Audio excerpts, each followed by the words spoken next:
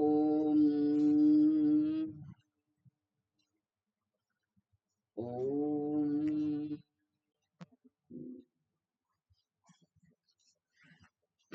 ઓમ સદાશિવસમારંભાં શંકરાચાર્યમધ્યમાં અસ્મદાચાર્યપર્યન્તાં વંદે ગુરુપરંપરાં શ્રુતિસ્મૃતિપુરાણાનાં આલયં કરુણાલયં નમામિ ભગવત્પાદં શંકરં લોકશંકરં શંકરં શંકરાચાર્યં કેશવં બાદરાયણં સૂત્રભાષ્યકૃતૌ વંદે ભગવन्तौ પુનઃ પુનઃ ઈશ્વરો ગુરુરાત્મેતિ મૂર્તિભેદવિભાગિને વ્યોમવદ્વ્યાપ્તદેહાય દક્ષિણામૂર્તયે નમઃ. ઓમ દયાકરં દયાકારં દાન્तं ધર્મપ્રવર્તકં પ્રણમામિ દયાનંદં મદાચાર્યવરં પરમ. ઓમ શાંતિ શાંતિ શાંતિ. હરિ ઓમ શ્રી ગુરુભ્યો નમઃ. હરિ ઓમ.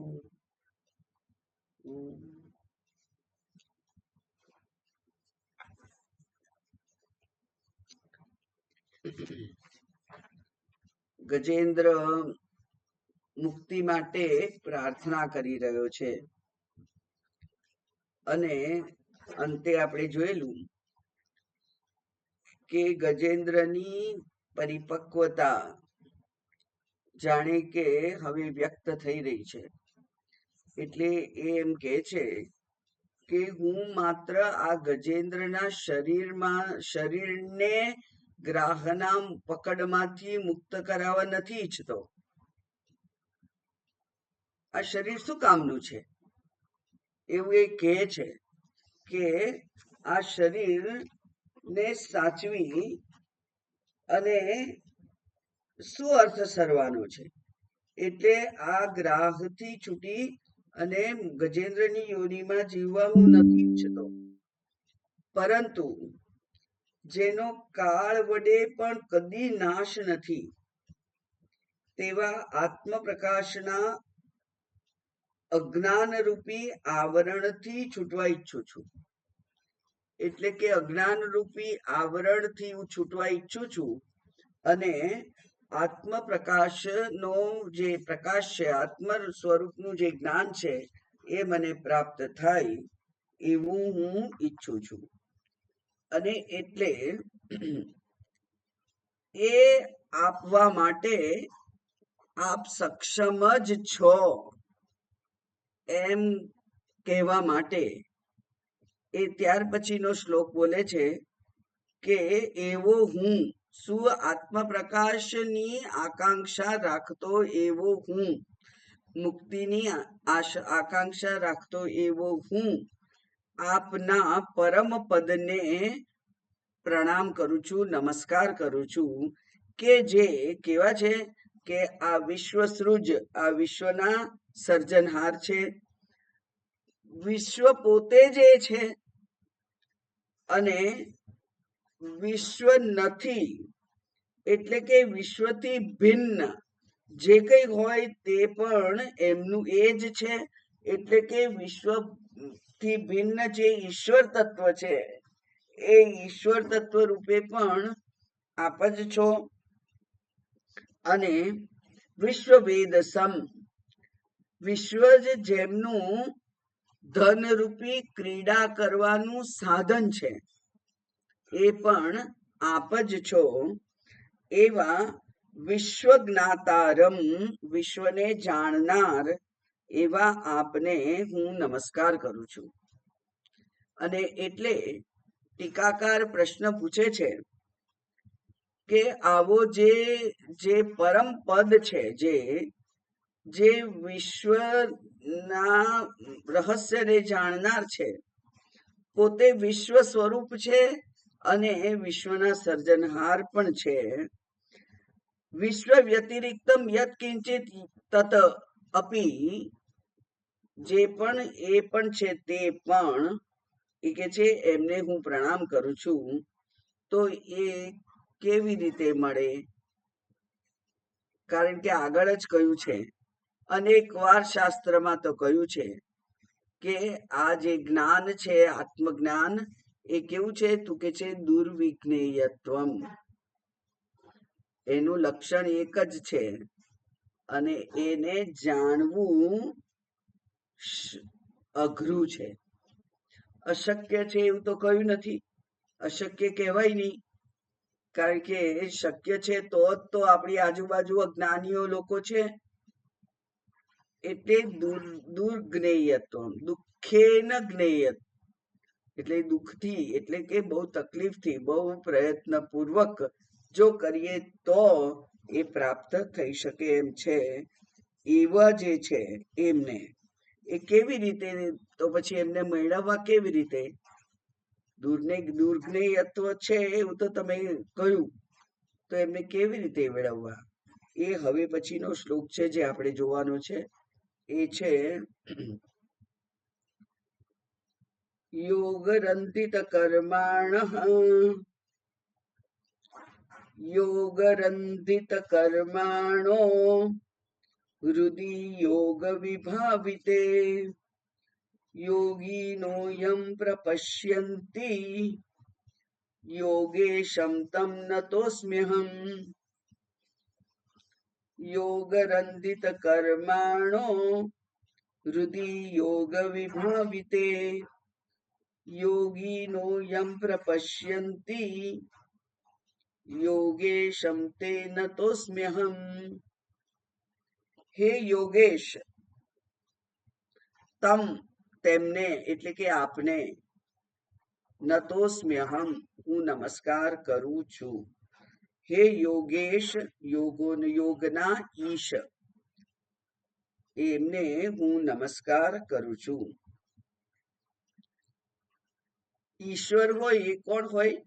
ફળદાતા, બરાબર. કર્માધ્યક્ષ એટલે આપણે એને ઈશ્વર તરીકે ઓળખીએ છીએ કે જે કર્મના ફળ આપનાર છે. તો અહીંયા પણ એવું કહ્યું કે યોગના ઈશ્વરને, એટલે કે યોગનું ફળ આપનાર જે શાસક છે એમને હું નમસ્કાર કરું છું. એ કેવા છે?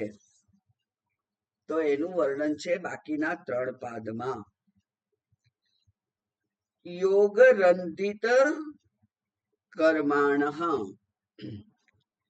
રંધિત એટલે ભસ્મીભૂત. રંધિત શબ્દનો અર્થ થાય દગ્ધાની, રંધિતાની દગ્ધાની, બળી ગયા છે. શું બળી ગયું છે? કર્માણઃ, કર્મો, કર્મો બળી ગયા છે. યોગ દ્વારા કર્મો બળી ગયા છે. તો અહીંયા યોગનો અર્થ શું કરવો? હવે તો આપણને ખબર છે. યોગનો અર્થ અહીંયા જ્ઞાન યોગ જ થાય, કારણ કે માત્ર જ્ઞાનથી જ કર્મો બળી જઈ શકે, બીજા કશાથી કર્મ બળે નહીં. એટલે માત્ર આત્મ સ્વરૂપના જ્ઞાનથી જ આ કર્મો છે એ બળી જાય. તો જેના દ્વારા, જેમના દ્વારા એટલે કે આપના દ્વારા, એટલે આપના જ્ઞાન યોગ રૂપ આપના દ્વારા, જ્ઞાન દ્વારા જેના કર્મો બળી ગયા છે, એટલે કે હવે જે લોકો યોગી છે, કર્મના થી ઉત્પન્ન એવા પાપ પુણ્ય એમને હવે એમનું શરીર દ્વારા હવે અર્જિત થતા નથી. શરીર કર્મ કરે, શરીર આદિ સંઘાત તો કર્મ કરે, પણ એ કર્મો દ્વારા જે પાપ અને પુણ્ય ઉત્પન્ન થાય એ હવે એમના અકાઉન્ટમાં જમા થતા નથી, કારણ કે હવે એમનું અકાઉન્ટ બંધ થઈ ગયું છે. જ્ઞાનને કારણે હવે આ જીવત્વ શેષ રહ્યું નથી. શરીર રહ્યું છે પણ જીવત્વ, હું અમુક અમુક જીવ, અહંકાર, એ હવે રહ્યું જ નથી. એટલે પાપ અને પુણ્ય ઉત્પન્ન થાય એ શરીર દ્વારા, તો કયા અકાઉન્ટમાં જમા થાય? એ કોઈ અકાઉન્ટમાં જમા થઈ શકે નહીં. અચ્છા, તો એની શું વ્યવસ્થા કરી છે શાસ્ત્રએ? શાસ્ત્રએ એની એવી વ્યવસ્થા કરી છે કે જ્ઞાનીના શરીરાદિ સંઘાત દ્વારા જે પુણ્ય કર્મ થાય, એ પુણ્ય કર્મ એની સેવા કરનાર એના સાધકોને પ્રાપ્ત થાય, અને એ શરીર દ્વારા જે પાપ કર્મ થાય એ જ્ઞાનીની નિંદા કરનાર હોય એને પ્રાપ્ત થાય. એટલે એ જ્ઞાન કોઈ પણ, કારણ કે ભગવાને પણ એ નિયમને વળગી રહેવું પડે કે કર્મ થાય એટલે પુણ્ય પાપ ઉત્પન્ન થાય જ. હા, થાય જ. જ્ઞાનીના શરીરથી પણ જો કર્મ થાય તો એનાથી પુણ્ય પાપ ઉત્પન્ન થાય, પણ એ પુણ્યના ભાગી બને એમના સાધકો, એમના સેવકો, જે એમને અનુસરે છે એવા, અને જે એમને નથી અનુસરતા અથવા જે એમને નિંદા કરે છે એ પાપના ભાગી બને છે. એટલે યોગ દ્વારા જેમના કર્મો નાશ પામ્યા છે, એટલે હવે એમના અકાઉન્ટમાં કોઈ કર્મ જ નથી, એમનું અકાઉન્ટ જ નથી.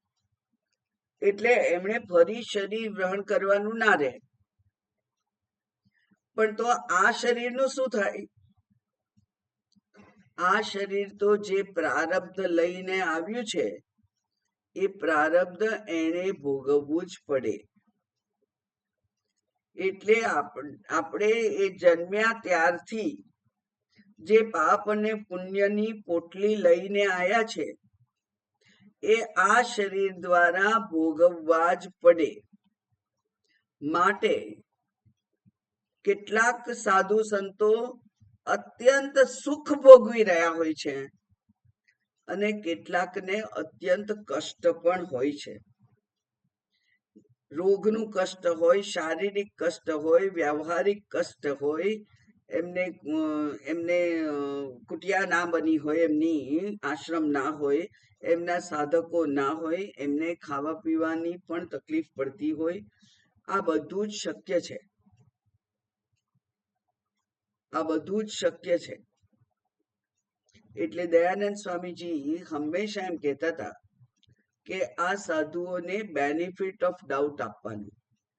આપણે એમ નહીં માનવાનું કે આવા દેખાય છે કંગાળ એટલે એ હશે કોઈ સામાન્ય સાધુ, એવું નહીં માનવાનું. એ પણ જ્ઞાની હોઈ શકે. પ્રારબ્ધ અનુસાર એમણે કંગાળ રહેવું પડતું હોય તો એ પ્રમાણે રહે. બહારથી કંગાળ દેખાય છે તમને, અંદરથી કેવી સમૃદ્ધિ છે એ કોણ જાણે?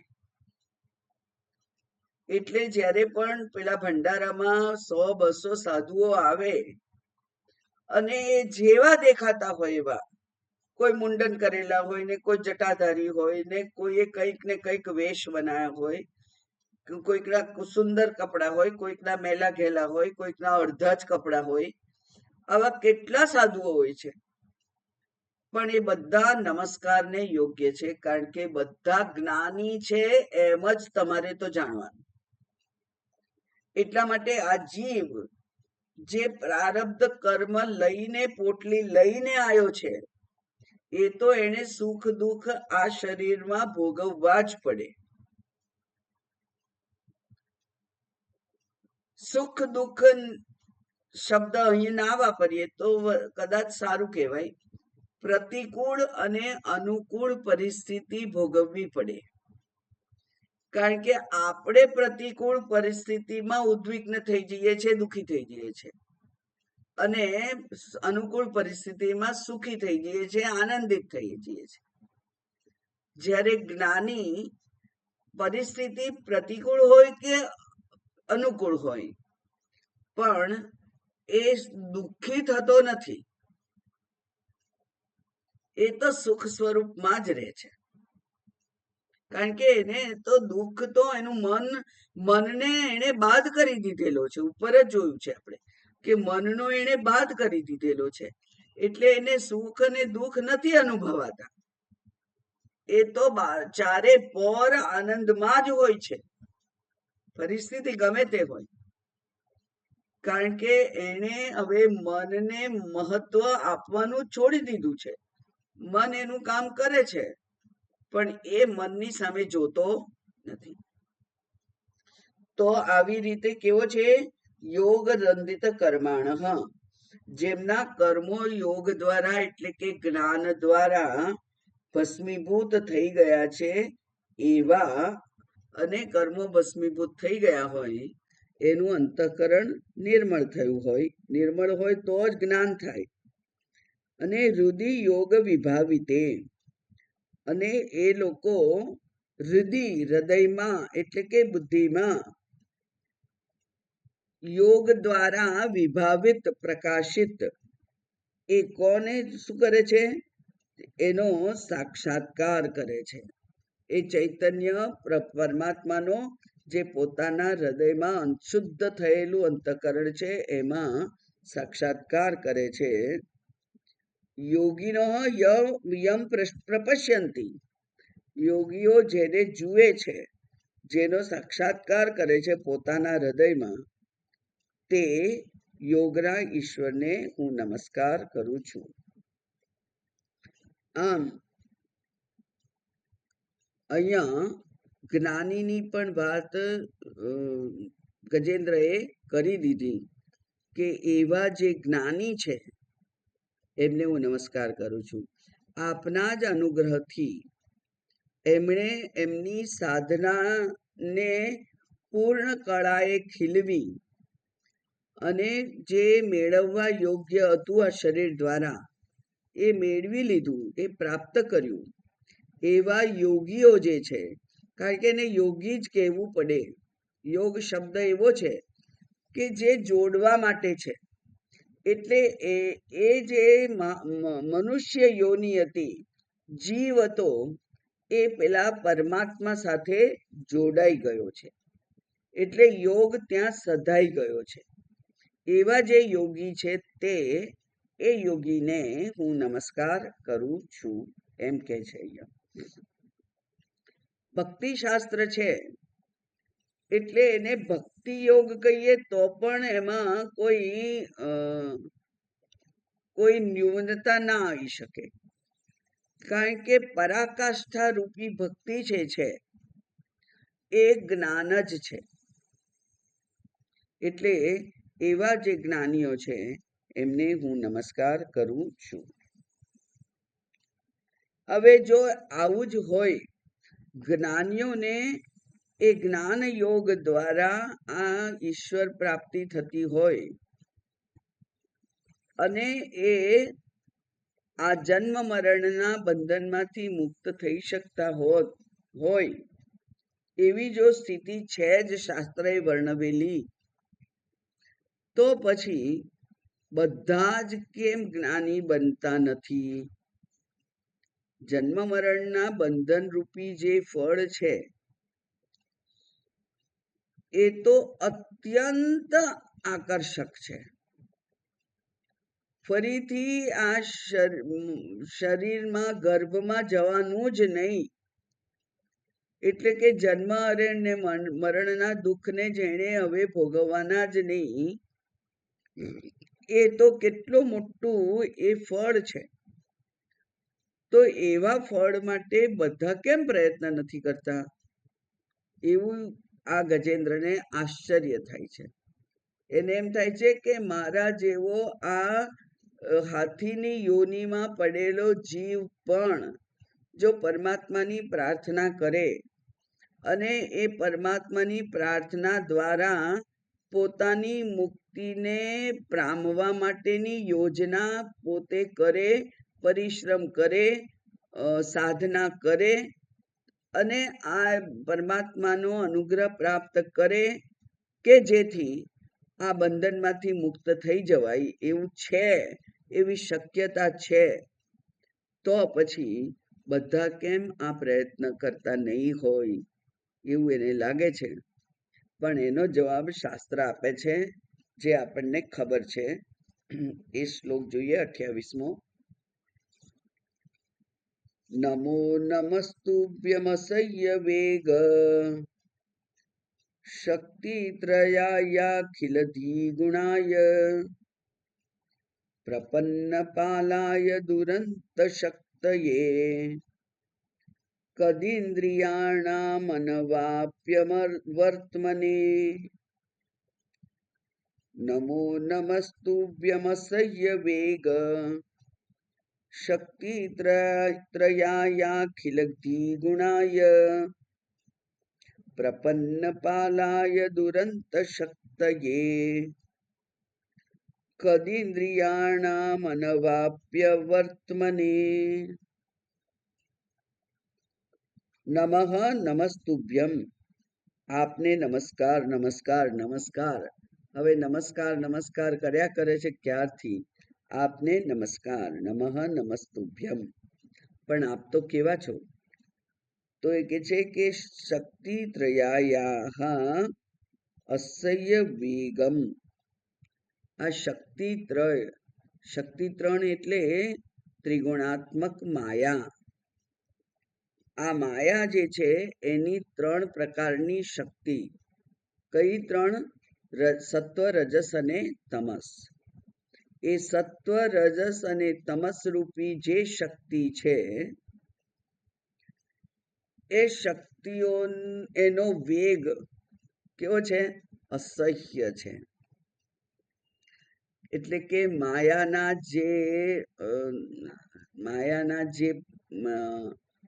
જે શું કહેવાય એને, વાવાઝોડા આવે છે, સુનામી આવે છે, એ કેવા હોય છે? એ અસહ્ય છે. બધાનો આપણો અનુભવ એવો છે કે નહીં કે આંતર જગત કહીએ કે બાહ્ય જગત કહીએ, પણ અકસ્માત થોડાક જેવા આપણે સાધનામાં સ્થિર થયા ના થયા અને કંઈક એવી વ્યવહારિક ઉપાધિ આવે છે કે જેનાથી મન વિચલિત થઈ જાય છે. મનને બહુ મહેનતથી શાંત કર્યું હોય, એકાગ્ર કર્યું હોય, સાધના કરી હોય, અને પાછું કંઈક એવું વ્યવહારિક પ્રતિકૂળતા આવે, એક મોટું પવનનું વાવાઝોડું આવે અને બધું વેર વિખેર કરી નાખે, બહાર પણ અને અંદર પણ. કામ, ક્રોધ, લોભ, મોહ જે કઈ બધાને આપણે માંડ શમાવ્યા હોય, સમજાવ્યા હોય, ઉપર માથું ના કરવા માટેના એમને વિનંતીઓ કરી હોય, તો પણ એ બધું અસહ્ય વેગથી આપણને ડગાવી દે છે. એટલે સત્વ, રજસ, તમસના જે 3 શક્તિઓ છે માયાની, એ કેવી છે? તો કે છે એ તો અસહ્ય છે. અને એવી જે માયા શક્તિ જેમની છે તેમને નમસ્કાર. એટલે આ બહુ સુંદર છે કે માયાને તો આપણે કદાચ ના જીતી શકીએ, કારણ કે માયા હાથમાં આવે એવી છે જ નહીં, એને ના જીતાય. તો માયાપતિને જીતીએ, અને માયાપતિને જો જીતીએ તો માયાપતિના પોતાના પતિના કયામાં રહે એવી એ માયા છે. એટલે એનો પતિ આપણા ઉપર પ્રસન્ન થાય તો માયાનો વેગ આપણને સહન કરવાની શક્તિ મળે. માયાનો વેગ એવો ને એવો જ રહે છે. માત્ર આપણી દિવાલ અત્યંત મજબૂત થઈ જાય છે. ભગવાને પોતાની શક્તિઓ આ મગજમાં બુદ્ધિમાં મૂકી ભગવાન પ્રત્યેની શરણાગતિ, ભગવાન પ્રત્યેની એક અનન્ય ભક્તિ,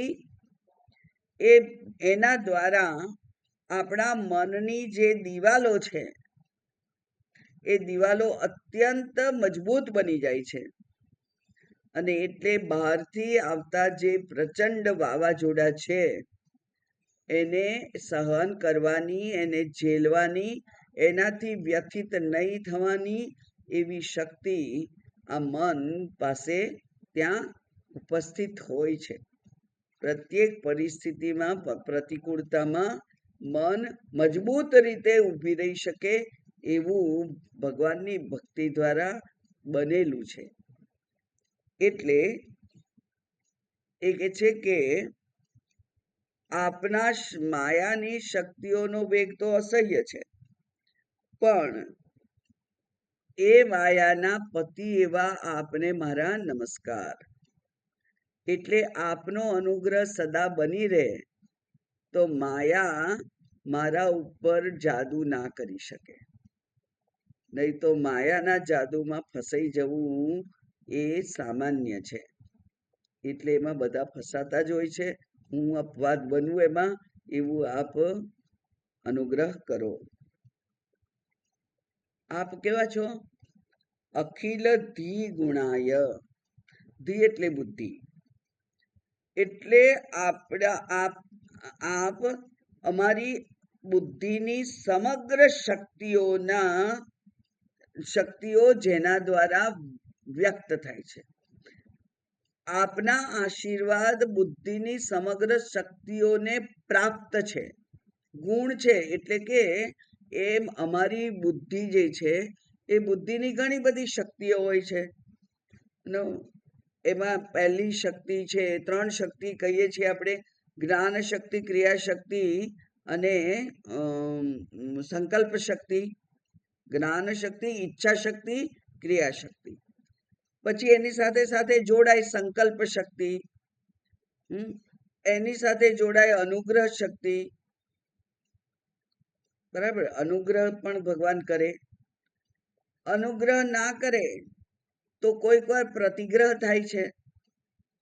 એ શક્તિ પણ આપણામાં છે. આપણે એનો કોઈકનો વિરોધ કરી શકીએ અડગ રીતે.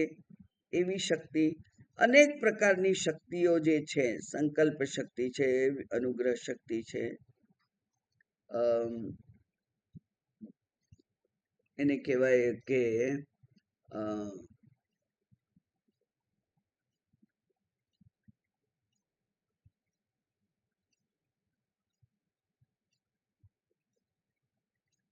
ધૈર્ય. બુદ્ધિ જે ધૈર્ય ધારણ કરે એ ધૈર્ય શક્તિ. સ્મરણ શક્તિ. સ્મરણ શક્તિ, સ્મરણની સાથે સાથે વિસ્મરણ એ પણ જરૂરી છે. આ બધી જે શક્તિઓ છે એ સમગ્ર બુદ્ધિવૃત્તિઓ છે. એ બુદ્ધિવૃત્તિઓ જે છે એમને ધી ગુણાય, વિષયો રૂપી જે પ્રતીત થાય છે એવા આપને નમસ્કાર. કારણ કે વિષય રૂપે જ આપણી સમક્ષ પરમાત્મા આવે છે અને આપણી બુદ્ધિમાં એ પ્રગટ થાય છે. એટલે કે પ્રત્યેક વિષયનું જ્ઞાન થવા માટે જે શક્તિ છે, પ્રતિબોધ વિદિતમ મતમ. બરાબર? જે જ્ઞાન થાય છે તે જ્ઞાન એ કોના હોવાથી, કોના અનુગ્રહથી થાય છે? એ ચૈતન્યના અનુગ્રહથી થાય છે.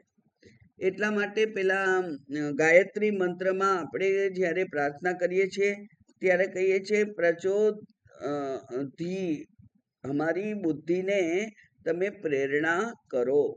તમે એને વેગ આપો એવું અમે પ્રાર્થના કરીએ છીએ. પ્રચોદયાત એટલે સમગ્ર ધી ગુણ, ધી એટલે બુદ્ધિવૃત્તિઓને જે શબ્દાદી રૂપે પ્રતીત થાય છે એમને અમારા નમસ્કાર. પછી કેવા છે? દુરંત શક્તયે પ્રપન્ન પાલાય. દુરંત એટલે અનંત. દુરંત એટલે અનંત. દુરંત શક્તયે, જેમની શક્તિઓને નો કલ્પના કરવી પણ અશક્ય છે એવી જેની શક્તિ છે. એટલે સ્થળમાં જળ અને જળમાં સ્થળ ઉત્પન્ન કરી શકે એ શક્તિ પરમાત્માની છે. પછી કર્તુમ શક્ત, અકર્તુમ શક્ત, અન્યથા અભી કર્તુમ શક્ત, એ પણ એમની જ શક્તિ છે કે કંઈક અનુગ્રહ કરવો હોય તો કરી શકે. એટલે કે અપવાદ કરીને પણ કોઈ ભક્તને ઉપર આશીર્વાદ વરસાવવા હોય તો વરસાવી શકે. એમાં કઈ બીજા ભક્તો એમને ખોટું લાગશે એવું એમની બુદ્ધિ હોતી નથી. એ તો મીરાબાઈને એક રીતે જે ઈચ્છે છે એ રીતે આપે છે. નરસિંહ મહેતાને પોતે જે ઈચ્છતા હતા એ બધું કરી આપ્યું વ્યવહારિક. ભલે નરસિંહ મહેતાએ માંગ્યું નહીં, પણ નરસિંહ મહેતા વ્યવહારિક કર્તવ્ય કર્મ તરફ પણ જ્યારે ધ્યાન આપતા નહોતા કે ભગવાનને કરવું હશે તો કરશે, હું તો ભજન કરીશ, મારું તો એક જ કામ ભજન કરવાનું. અને એ ભજન કરતા હતા. એમના પત્ની ઘણું કહેતા હતા કે આ દીકરીનું મામેરું કોણ કરશે, પણ એના તરફ એમણે લક્ષ્ય આપ્યું નહીં. એ તો પોતાના ભજનમાં મસ્ત રહ્યા અને એટલે ભક્તનું કામ ભગવાને કરવું પડ્યું. અને ત્યારે ભગવાને એક પિતા પુત્રીને જે કંઈ કર્યાવર આપી શકે એ બધું જ આપ્યું. તો એમણે માંગ્યું નહોતું તોય આપ્યું. સુદામા કઈ કશું લેવા આવ્યા હતા? સુદામાની પત્નીએ એમને મોકલ્યા કે દરિદ્રતા દૂર થાય, તમે જાઓ તમારા મિત્ર પાસે. અને ગયા, પણ બોલી તો ના શક્યા કે હું બહુ દરિદ્ર છું ને દુઃખી છું ને મારા છોકરાઓ ભૂખે મરે છે ને કંઈક આપો થોડુંક જેથી અમારું પૂરું થાય. એવું તો કંઈ માંગ્યું નહીં. અને ત્યારે ભગવાને એમને અખૂટ આપ્યું. એવા અનંત શક્તિ જેમની છે એવા અનંત શક્તિએ પરમાત્મા. અને પ્રપન્ન પાલનાય, અને જે શરણાગત છે એનું તો પાલન કરે જ છે. રામ ભગવાને કહ્યું કે જે વ્યક્તિ મને આવીને એક જ વખત એમ કે હું આપના શરણે છું, મારો સ્વીકાર કરો, તો એને હું ના પાડતો નથી. એટલે એક જ વખત કહેવાનું, સકૃદપી, એક જ વખત જે કે અહમ ત્વામ પ્રપન્નાય, હું તમારા શરણે છું, તો પછી એ મારી જવાબદારી બની જાય છે કે એ વ્યક્તિનું જે એમને જે આપવા યોગ્ય છે એ હું આપું, એના ઉપર અનુગ્રહ કરું. એવું મારું તો વ્રત છે, એવું રામ ભગવાને કહેલું કે એ તો મારું વ્રત છે, એટલે કે મારો સંકલ્પ છે. તો અહીંયા પણ ગજેન્દ્ર જાણે છે. ઇનડાયરેક્ટલી આપણે કહી પણ શકીએ અથવા જાણી પણ શકીએ અથવા એનો આનંદ લઈ શકીએ કે શરણાગત વત્સલ આપ છો અને હું આપને શરણે છું. તો તમારે કેવું બનવું પડશે ભગવાન? વાત્સલ્યમય બનવું પડશે કે નહીં મારી સાથે? એટલે આ તો ઇનડાયરેક્ટલી જરા જાણે કે અમુક જ વસ્તુ માંગી લે છે કે આપ તો શરણાગત વત્સલ છો અને હું આપનો શરણાગત છું, તો પછી મારું ધ્યાન રાખવાનું કોનું કામ? આપનું કામ. મારે જે કંઈક વિકટ પરિસ્થિતિ હોય એમાંથી મને બહાર કાઢવાનું કામ ભગવાન આપનું છે. આ કહેવાથી ભગવાનને જાણે કે પોતે એક બંધનમાં મૂકી દે છે કે રામ ભગવાન હતા ત્યારે તો તમે પ્રતિજ્ઞા કરેલી કે મારા શરણે આવે એને હું કદી છોડતો નથી, ના કહેતો નથી. હું એ તમારા શરણે આવેલો છું અત્યારે, તો પછી મારું આ બંધનમાંથી છૂટવાનું એ આપ કરશો જ એવી મને ખાતરી છે. અને ઉપર જોયું કે યોગીઓ હોય એને તો પ્રાપ્ત થાય છે, તો કોને પ્રાપ્ત નથી થતા? તો ત્યાં છે કદ ઇન્દ્રિયાણામ અનાપ્ય વર્તમને. એ કે છે કદિન્દ્રિયાણામ, જેમ આપણે સપુત અને કપુત એમ કહીએ ને, સારો પુત્ર અને ખરાબ પુત્ર. એમાં ઇન્દ્રિય એ કેવી ઇન્દ્રિય છે? તો કે છે સારી ઇન્દ્રિયો. સારી ઇન્દ્રિયો એટલે કે આપણને જે આજ્ઞાંકિત છે, આજ્ઞાંકિત એવું મન અને ઇન્દ્રિયો હોય, આપણા અનુશાસનમાં જે રહેતું હોય, એ આપણને આપણા જે યોગ માર્ગ છે, સાધના માર્ગ છે, એમાંથી ચલિત ના કરે. જ્યારે દુષ્ટ ઇન્દ્રિયો હોય, કદિન્દ્રિય એટલે દુષ્ટ ઇન્દ્રિયો, જે ખરાબ છે ઇન્દ્રિયો, એવી ઇન્દ્રિયો કેવી ખરાબ છે? એ અનુશાસનમાં રહેતી નથી. એને જે કરવું હોય તે કરે જ છે. તમે હા કહો કે ના કહો છો, તમારું માનતી નથી. એટલે કે મન અને બુદ્ધિ એ ઇન્દ્રિયોને પોતાના સંયમિત શાસનમાં રહેવા માટે મજબૂર કરી શકતું નથી. એવું જેનું મન અને બુદ્ધિ છે તેવા લોકો, એટલે જેમની ઇન્દ્રિયો અનુશાસનમાં નથી, એવા આ વર્તમન એટલે રસ્તો, આ રસ્તા છે એ એમના માટે ન અવાપ્યસી. એ રસ્તે એટલે કે દુષ્ટ ઇન્દ્રિયોના જે રસ્તો છે એ રસ્તા પર જો વ્યક્તિ ચાલે તો એને આ પરમાત્મા પ્રાપ્ત થતા નથી. એટલે કોને પ્રાપ્ત થાય છે? ઉપર કહ્યું કે યોગમ અવાપ્સ્યસી. યોગ હોય એટલે કે યોગીઓને આ પ્રાપ્ત થાય છે.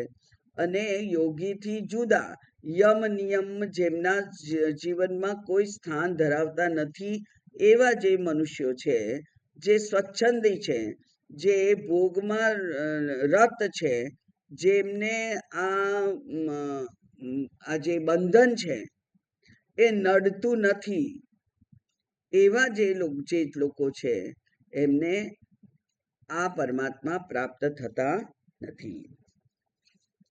એટલે કદિન્દ્રિયાણામ એટલે કુત્સિતાની ઇન્દ્રિયાણી યેશામ, જેમની ઇન્દ્રિયો કુત્સિત છે, અયોગ્ય માર્ગે જવા માટે ટેવાયેલી છે, એવા લોકોને આ ભગવાનના જે માર્ગો છે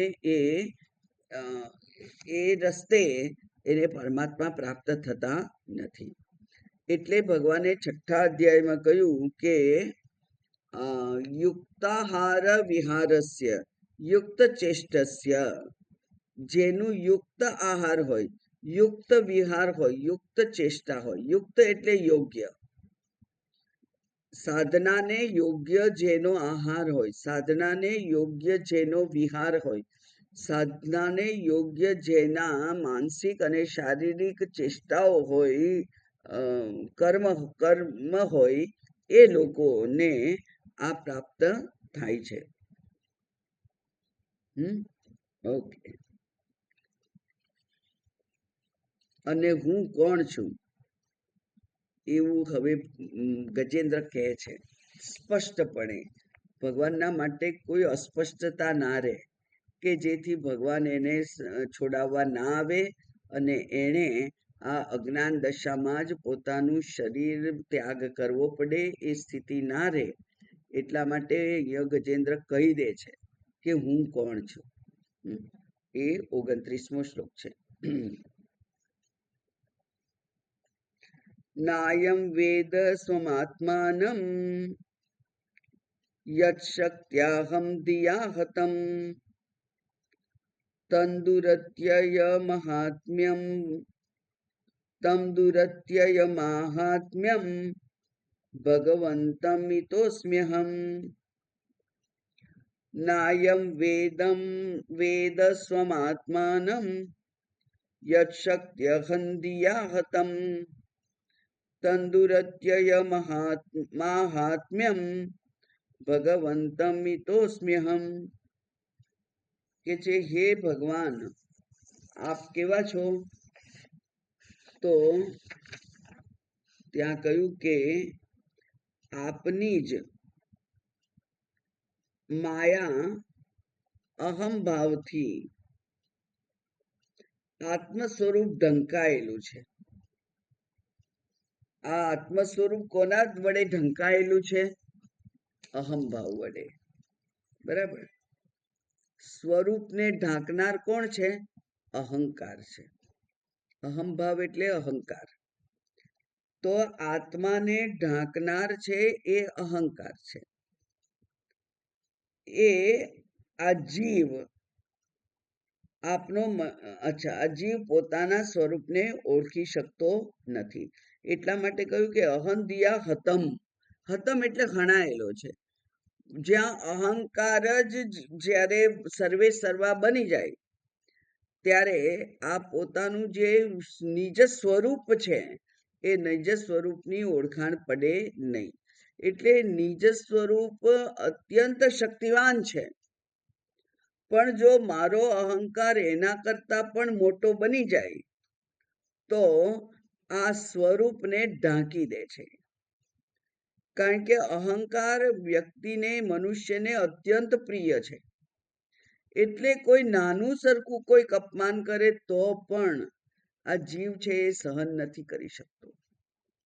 એ બહાર જો એનો વિદ્રોહ ના કરી શકે તો આંતર વિદ્રોહ થાય છે. પણ અંદર અંદર તો કંઈક થાય જ છે. કારણ કે અહંકાર ઘવાય છે. અહંકાર એનું પ્રતિષ્ઠા બહુ મોટી છે મારા મનમાં. દરેકની પોતાના મનમાં પોતાના અહંકારની વૃત્તિ બહુ સ્ટ્રોંગ હોય. એ સ્ટ્રોંગ અહમ બુદ્ધિ છે. એને નાનો સરખો ઘસરકો પડે તો પણ એ વ્યક્તિ એને સહન કરવા માટે જાણે કે શક્તિમાન રહેતી નથી. તો આ સ્વરૂપને ના પામવા માટેના કારણરૂપ શું છે? ગજેન્દ્ર જાણે છે કે અહંકાર. આ છેલ્લે અહંકાર કેમ આવ્યો? કારણ કે ગજેન્દ્રએ હું તો બહુ બળવાન છું એવો અહમ રાખીને 1000 વર્ષ સુધી યુદ્ધ કર્યું. નહીં તો થોડીક વાર યુદ્ધ કરીને પરમાત્માને યાદ કરી લેવાના હતા ને. પણ હું તો બહુ બળવાન છું, ગજેન્દ્ર છું, ગજોમાં ઇન્દ્ર, રાજા છું. એટલે આ ગજરાજ છે એને પોતાની શક્તિ ઉપર અત્યંત અભિમાન હતું. દરેક જીવને હોય છે. ભીમને હતું કે નહીં? હતું. પછી દ્રૌપદીને હતું. નરસિંહ મહેતાને હતું કે મારે દીકરીના લગ્ન કરવાના છે. ભગવાન સમજે જ ને હવે. એટલે થોડી ભક્તિ ઓછી થાય ને દીકરીના લગ્ન માટે હું કંઈક પૈસા ભેગા કરવા માટે ભિક્ષા માંગુ કે જે કરવું પડે કરું.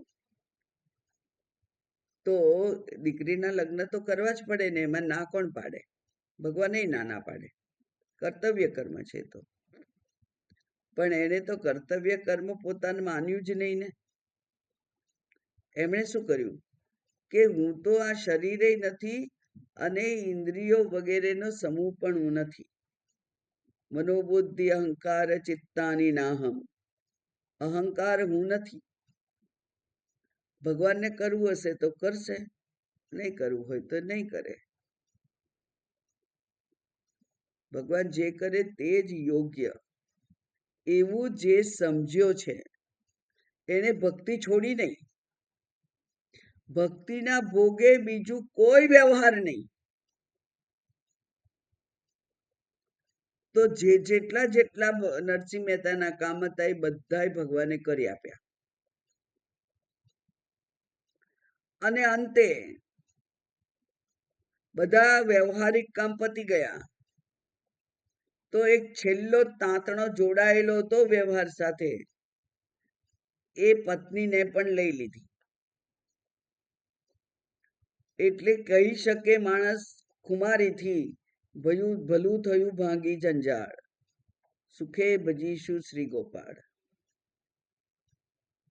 તો એ ભક્તની તાકાત છે. એવો જ ભક્ત કહી શકે જેણે પોતે પોતાના વ્યવહારિક કર્તવ્ય કર્મોમાં પણ હું કરી શકું એમ છું અથવા હું કરીશ, મારા સામર્થ્ય પ્રમાણે હું પ્રયત્ન કરું, એવું પણ જેણે વિચાર્યું નહીં. તો અહીંયા તો ગજેન્દ્ર છે, 1000 વર્ષ સુધી પોતાના બળે હું તો લડી લઈશ અને પેલા મગરને હરાઈ દઈશ, તો એવું થયું નહીં. એટલે અહંકાર એ મોટામાં મોટો એક શત્રુ છે, એક પ્રતિબંધ છે જે આ જ્ઞાન આપણને થવા દેતો નથી. એટલે મેં કદાચ કહ્યું કે ખબર નહીં, પણ હમણાં મેં પ્રેમાનંદજીનો એક સંવાદ સાંભળેલો. એમણે કહ્યું કે મારી સાધના દ્વારા મને ભગવાન પ્રાપ્ત થયા છે, એ તો મોટામાં મોટો અહંકાર છે. સાધના કરવાની હોય, પણ એ સાધના દ્વારા ઈશ્વર અનુગ્રહ કરે તો એ ઈશ્વરના દર્શન થાય, બાકી ઈશ્વરના દર્શન ના થાય. એટલે હું સાધના કરનાર અહંકાર, અને આટલો બધો મેં પ્રયત્ન કર્યો છે તો ભગવાન આપશે જ એવું નહીં. ભગવાન અનુગ્રહ કરે તો આપે. એટલે ગમે તેવો પ્રયત્ન કરો, પણ વિનમ્રતા જે છે, વિવેક છે, એ ના જાય. અત્યંત વિનમ્રતાથી ભગવાનને પ્રાર્થના કરવાની છે. એટલા માટે પેલી નાની જૂની પ્રાર્થના હતી ને, બાળ તમારો, હું તો તમારું બાળક છું, હું છું બાળ તમારો, એટલે બાળક છું, મારી તો કેટલી તાકાત, એટલે આપ જ અનુગ્રહ કરો. એવું અહીંયા કહ્યું કે નાયમ વેદ, અયમ એટલે આ, હું, ના અયમ વેદ સ્વમ આત્માનમ, જેમને પોતાની માયા શક્તિથી ઢંકાયેલા પોતાના આત્મ સ્વરૂપ ભગવાનને મનુષ્ય જાણતો નથી. સ્વમ આત્માનમ ન અયમ વેદ, પોતાના આત્માને જાણતો નથી, કારણ કે આત્માનું સ્વરૂપ તો કેવું છે? સચ્ચિદાનંદ છે, પૂર્ણ છે, એને નથી જાણતો. અને યત શક્ત્યા, અને જે પરમાત્માની શક્તિ, એ પરમાત્માની શક્તિ કોણ છે? માયા. અને માયાના સર્જન રૂપે અહીંયા વ્યષ્ટિમાં કોણ છે? અહંકાર. એટલે સમષ્ટિમાં જે માયા છે એ જ આ વ્યષ્ટિમાં અહંકાર છે. એ અહંકાર અહમ ધિયા હતમ તન દુરત્યય માહાત્મ્યમ, એ મહાત્મ્યને જાણવું અત્યંત કઠિન છે. પરમાત્માના મહાત્મ્યને જાણવું અત્યંત કઠિન છે. તે ભગવંતમ, એ ભગવાન, એ ભગવંતમ ઈતો અસ્મિ અહમ, એ ભગવાનને હું શરણે ગયેલો છું. એટલે મારો અહંકાર મેં નમાવી દીધો છે. યત શક્ત્યા, જે માયા શક્તિથી અહમ બુદ્ધિ જન્મે છે, પુષ્ટ થાય છે અને કદી પોતે ક્ષીણ છે એવું સ્વીકારવા તૈયાર નથી એવી શક્તિ, એ અહમ શક્તિ છે. એ શક્તિ એના દ્વારા તો એ કે છે કે એનાથી આ જે ઢંકાયેલું છે, શું ઢંકાયેલું છે? આત્મ સ્વરૂપ. એ આત્મ સ્વરૂપને આ મનુષ્ય જાણતો નથી. એનું મહાત્મ્ય જાણવું દુષ્કર છે. એવા ભગવાનને ઇતઃ એટલે કે શરણે હું ગયેલો છું. તો હવે કહ્યું કે આ માયા અને અહંકાર બે સમાન શક્તિમાન છે, પણ માયાપતિ પરમાત્માને જાણવા માટે અહંકારને આપણે જો નજીવો ક્ષીણ બનાવી દઈએ તો એ માયાપતિને જાણી શકાય છે. કારણ કે આવરણ અત્યંત ગાઢ છે, જાડું છે. એ આવરણને ધીમે ધીમે ક્ષીણ બનાવીએ તો એ પરમાત્માના અનુગ્રહ દ્વારા આત્મ સ્વરૂપને જાણી શકાય. આમ અહીંયા આ ગજેન્દ્ર મોક્ષ પૂરો થયો. હવે જે બાકી ભાગવતજીમાં બાકીના જે શ્લોકો છે એ શ્લોકો આપણે 10 છે શ્લોક, એને આપણે વાંચીશું. એનું ભાષાંતર વાંચીએ.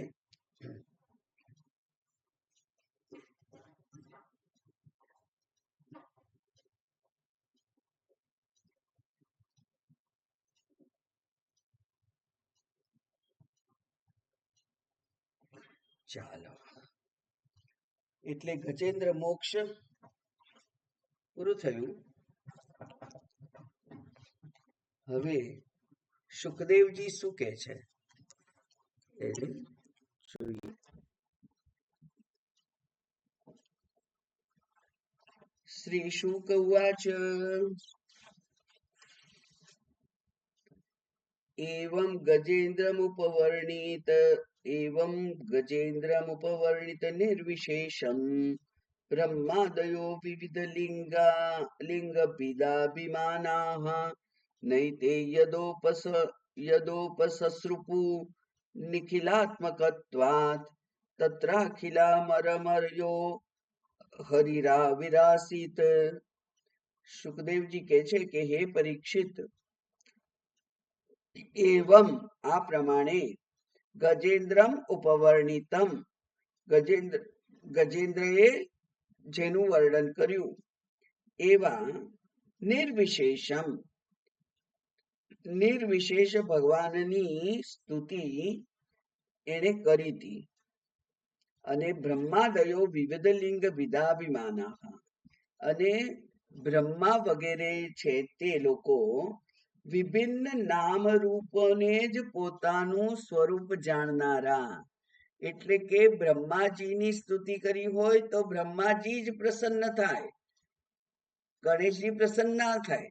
ગણેશજીની સ્તુતિ કરી હોય તો ગણેશજી જ પ્રસન્ન થાય, બ્રહ્માજી પ્રસન્ન ના થાય. એમ દરેક જણ પોતપોતાના નામથી જ પોતાના કાર્યને જણાવનાર એવા એ લોકો એને બચાવ્યા આવ્યા નહીં. ન એ તે યદ ઉપસસૃપુ, એ લોકો આવ્યા નહીં. એટલે પછી નિખિલાત્મકત્વાત, પોતે કેવા છે તો કે છે નિખિલ આત્મા, સર્વના આત્મા સ્વરૂપ. જે પરમાત્મા પોતાના સર્વદેવ સ્વરૂપ ભગવાન છે એ તત્ર હરિરાવિરાસિત, હરિહી આવિરાસિત, હરિન્દ્ર આવ્યા ત્યાં. કોણ આવ્યા? સર્વાત્મા હોવાને કારણે સર્વદેવ સ્વરૂપ ભગવાન શ્રી હરિ પોતે જ ત્યાં પ્રકટ થયા. આનો અર્થ શું થયો કે ગજેન્દ્ર એક જીવ છે.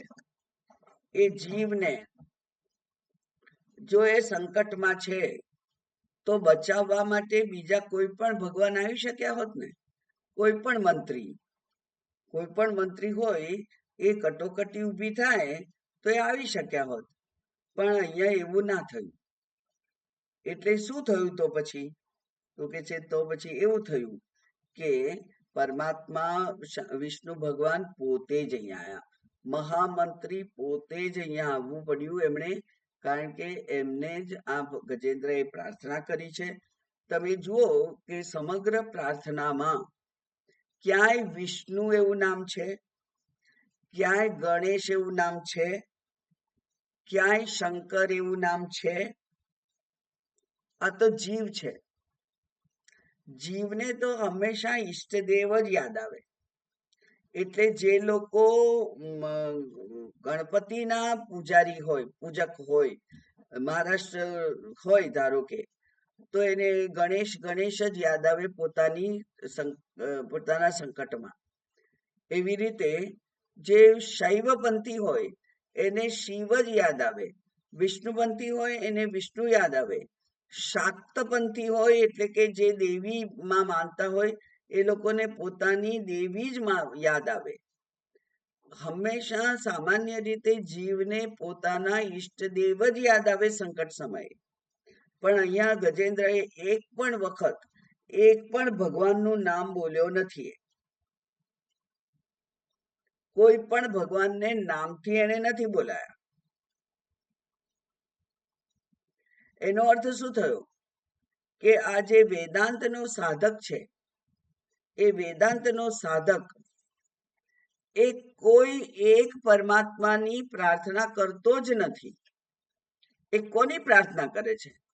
એ તો આત્મ સ્વરૂપ ચૈતન્ય જે છે એની પ્રાર્થના કરે છે. એટલે એના માટે કોઈ ઈષ્ટદેવ બહાર નથી. એના ઈષ્ટદેવ તો પોતાનું સ્વરૂપ છે, અને સ્વરૂપને ઉદ્દેશીને એ જે કંઈ પ્રાર્થનાઓ કરે છે એ સ્વરૂપને જગાડે છે. જાણે કે સૂઈ ગયેલું છે આ જે મારું સ્વરૂપ છે તે. આ અહંકાર વગેરેના પડદાની પાછળ એ જાણે કે છુપાઈ ગયેલું છે, એ અવ્યક્ત થઈ ગયેલું છે, એને વ્યક્ત કરવા માટે પ્રયત્ન કરે છે. તો ગજેન્દ્ર કોણ છે? એ વેદાંતી છે. એ વેદાંતનો એ સાધક છે, અને પોતાના સ્વરૂપને ઉદ્દેશીને કહે છે. કારણ કે એને છેલ્લે એને ધ્યાન આવ્યું કે હું બચાવ કરું છું, એટલે લોકો એમ સમજશે કે હું આ શરીરને બચાવવાનું કહું છું. તો હું શરીરને બચાવવાનું નથી કહેતો ભગવાન, પણ જેનો કાળ પણ નાશ ના કરી શકે એવા ચૈતન્ય સ્વરૂપને બચાવવા માટે, એને ઉદ્ઘાટિત કરવા માટેનો હું પ્રાર્થના કરું છું. એટલે ત્યાં પ્રાર્થના છે એક વેદાંતીની પ્રાર્થના છે, જે કોઈ એક પણ પરમાત્માને અનુલક્ષીને એમના નામ સહિત પ્રાર્થના નથી કરી. કારણ કે ભગવાને કહ્યું કે યો યો યામ યામ તનુ ભક્ત્યા. જે લોકો પોતે પોતપોતાના ઈષ્ટદેવને યાદ કરીને ભક્તિ કરે છે, એ લોકો જાણતા નથી કે એ બધાના દ્વારા પણ એમની ઈચ્છાઓ પૂરી કરનાર, એમના સંકલ્પ પ્રમાણે એમના ઉપર અનુગ્રહ કરનાર તો હું જ છું. મારા દ્વારા જ એ લોકો બધું આપે છે. એટલે પોર્ટફોલિયો કોની ગમે તેની પાસે ગમે તે હોય, પણ દરેક પોર્ટફોલિયો વાળાઓએ એ જે કંઈ સહાય પહોંચાડવાની હોય પોતપોતાના ભક્તોને, એ ક્યાંથી મેળવવું પડે? એ તો સેન્ટ્રલ કોષ છે, ટ્રેઝરી છે, એમાંથી મેળવવું પડે. અને ટ્રેઝરી તો છે આ પરમાત્મા ચૈતન્ય. એટલે અહીંયા પ્રાર્થના છે વેદાંતની. એની વાત અહીંયા પહેલા જ એમાં શ્લોકમાં સુખદેવજીએ કરી છે, એને આપણે જોયો. અને હવે એનું ટ્રાન્સલેશન વાંચીએ. હે પરીક્ષિત, આ પ્રમાણે ગજેન્દ્રે કોઈ ભેદભાવ વિના, ભેદભાવ એટલે નામ, ગણપતિજી કે અંબા માતાજી કે ચામુંડા માતાજી કે એવું કોઈ પણ નામ ભેદભાવ વિના નિર્વિશેષ રૂપે, કોઈ વિશેષ એવા નામધારી ભગવાન નહીં, એવું નિર્વિશેષ રૂપે ભગવાનની સ્તુતિ કરી. તેથી વિભિન્ન નામ રૂપોને પોતાનું સ્વરૂપ માનનારા બ્રહ્મા વગેરે દેવો તેને બચાવવા આવ્યા નહીં. ત્યારે પોતે સર્વાત્મા હોવાને કારણે સર્વદેવ સ્વરૂપ ભગવાન શ્રી હરિ પોતે જ ત્યાં પ્રગટ થયા. એટલે વેવેષ્ટિ ઇતિ વિષ્ણુ, જે સર્વવ્યાપક છે એ વિષ્ણુ, અને એટલા માટે ગરુડ ઉપર આવ્યા. તો વિષ્ણુ ભગવાન એટલે વિષ્ણુનું કોઈ રૂપ નથી, પણ ચૈતન્ય સ્વરૂપે એ ત્યાં પ્રગટ થયા. વિશ્વના એકમાત્ર આધાર ભગવાને જોયું કે ગજેન્દ્ર અત્યંત દુઃખી થઈ રહ્યો છે.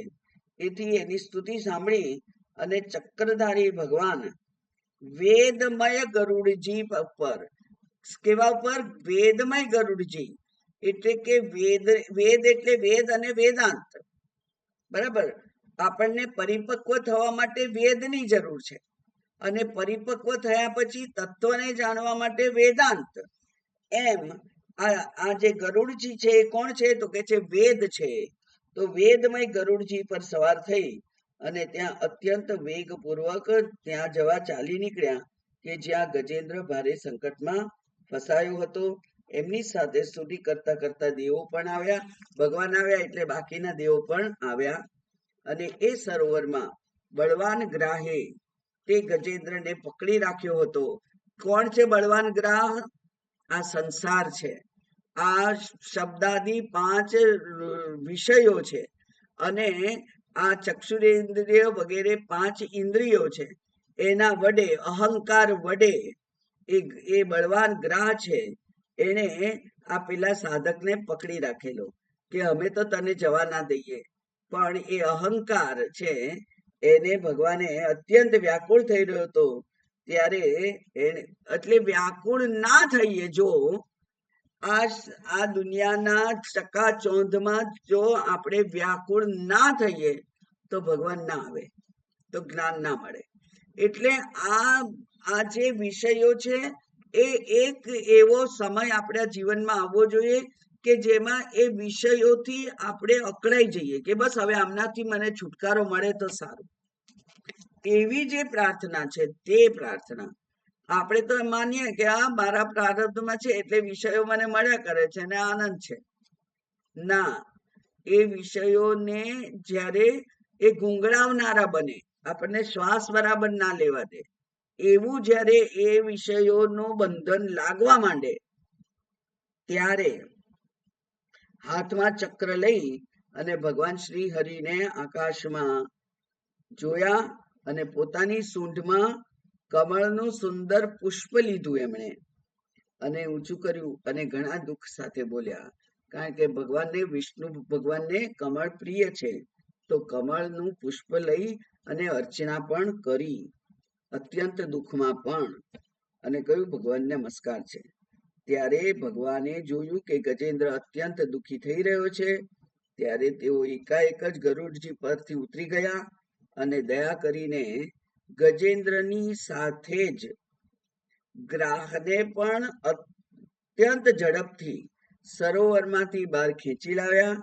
અને પછી બધા દેવોના જોતા જ ભગવાન શ્રી હરિએ ચક્રથી ગ્રાહનું મોઢું ચીરી નાખ્યું અને ગજેન્દ્રને મુક્ત કરી દીધો. કારણ કે પેલો મુક્ત હતો જ. એટલે ભગવાને પહેલા કોને ચીર્યું? તો કે છે માયા. આ જે માયા છે એને ભગવાને પહેલા દૂર કરી દીધી. કારણ કે હું તો મુક્ત જ હતો, પણ આ માયાએ જાણે કે મને પકડી રાખેલો છે. એવી મારી જે બુદ્ધિ હતી, એ અહમ બુદ્ધિને ભગવાને પહેલા નાશ કર્યો, અને ત્યારે પછી પોતાના મુક્ત સ્વરૂપને એ પામ્યો. એમ ગજેન્દ્ર મોક્ષની કથા આજે આપણે પૂરી કરીએ છીએ. બરાબર. પછી આ અઠવાડિયે તો રજા, પછી જોઈશું. ॐ पूर्णमदः पूर्णमिदं पूर्णात् पूर्णमुदच्यते पूर्णस्य पूर्णमादाय पूर्णमेवावशिष्यते। ॐ शान्ति शान्ति शान्तिः। हरिः ॐ श्री गुरुभ्यो नमः। हरिः ॐ।